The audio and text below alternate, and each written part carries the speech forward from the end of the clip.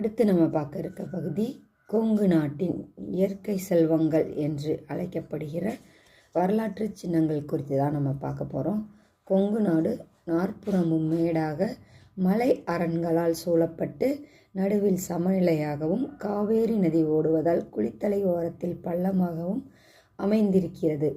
இதை குயவன் மண்விளக்கு நாற்புறமும் மேடாகவும் மத்தியில் சமமாகவும் மூக்கு பாகம் திரியிடும் பள்ளமாகவும் அமைந்திருக்கும் தோற்றத்தோடு ஒப்பிடுவர்.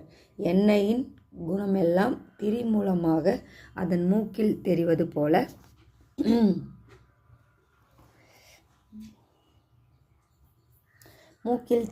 போல கொங்கு நாட்டு வளப்பம் எல்லாம் உபநதிகளின் மூலமாக திரியாக காவேரி நதி வழியாக ஓடி சோழ நாட்டு நன்சை நிலங்களில் விளைபொருட்களாக ஒளிவிடுகின்றன என்று குறிப்பிடுவர்.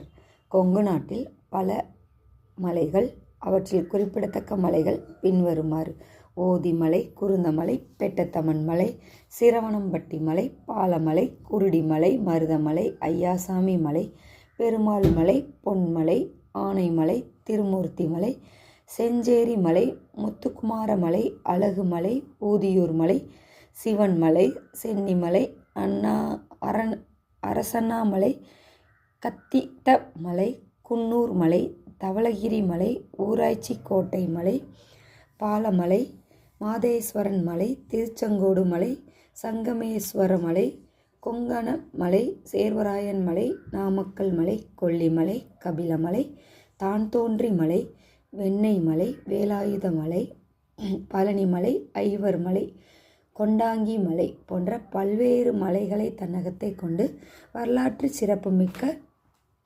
பகுதியாக இந்த கொங்கு மண்டலம் விளங்குகிறது. கொங்கு நாட்டில் பாயும் ஆறுகள் ஒரு சிலவற்றை கீழே காணலாம். காவேரி, பவானி, நொய்யல், அமராவதி, மணிமுத்தாறு, சிறுவாணி ஆறு, பாய்கரை, கல்லாறு, குன்னூராறு, மாயாறு, காஞ்சி நதி, நீலிப்பள்ளம், வண்ணாங்கரை, நல்லாறு, குதிரையாறு, சண்முக நதி, குடகனாறு, நல்காசி, உப்பாறு போன்றவை குறிப்பிடத்தக்க ஆறுகளாக அமைகின்றன. அடுத்து இந்த வரலாற்று சிறப்புமிக்க பகுதிகளில் கொங்கேலு தலங்கள் பற்றி நம்ம பார்க்கலாம். இந்த கொங்கு நாட்டு தலங்களாக கொங்கு மண்டல சதகம் கீழ் வருவனவற்றை குறிப்பிடுவதாக இலக்கியங்கள் சுட்டுகின்றன. திருப்பாண்டி கொடிமுடி, திருச்செங்கோடு, திருமுருகன் பூண்டி, வெஞ்சமாக்கூடல், வெண்ணெய்மலை, அறப்பள்ளி, பவானி, அவிநாசி, பேரூர், கரூர், குரக்குத்தளி போன்றவை குறிப்பிடத்தக்கவை ஆகும். கொங்கு நாட்டில் இவை தவிர பல சிறப்பு வாய்ந்த கோயில்களும் உள்ளன. கொங்கு நாட்டில் குறுகிய மன்னர்கள் வாழ்ந்த கோட்டைகள் பல்வேறு இடங்களில் உள்ளதாக காட்டுவர். அவை கோயம்புத்தூர், சத்தியமங்கலம், குள்ளேகாலம், கொடுவேரி, தனாய்க்கன் கோட்டை, பெருந்துறை, எலமாத்தூர், ஈரோடு, காங்கேயம், கரூர், விசயமங்கலம், அரவக்குறிச்சி, பொள்ளாச்சி,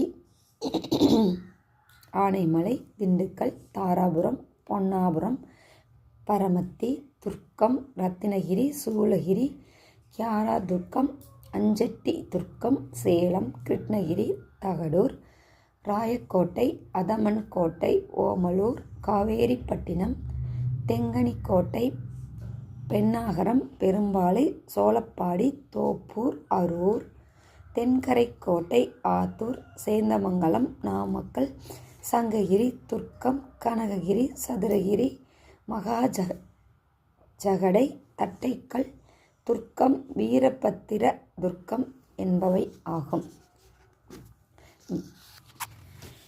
இவை யாவையும் நோக்கும்போது கொங்கு நாட்டினுடைய ஆறுகள், மலைகள்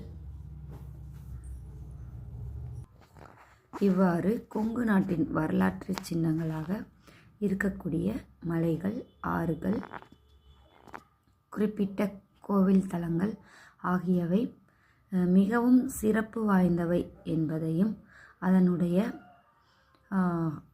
இயற்கை தன்மை என்பது அழகுற காட்சி தருவது என்பதையும் இப்பகுதியின் வாயிலாக அறிய முடிகிறது. மேலும் இந்த இயற்கை செல்வங்களே என்றும் நம்மளுடைய வரலாற்று சின்னங்களாக விளங்கும் என்பதை மனதில் கொண்டு நாம் ஒவ்வொருவரும் இயற்கையை பாதுகாத்து அதனுடைய தகவமைப்பை சீராக வைத்து கொள்ள வேண்டும் என்பது சிந்திக்கத்தக்கது. நன்றி.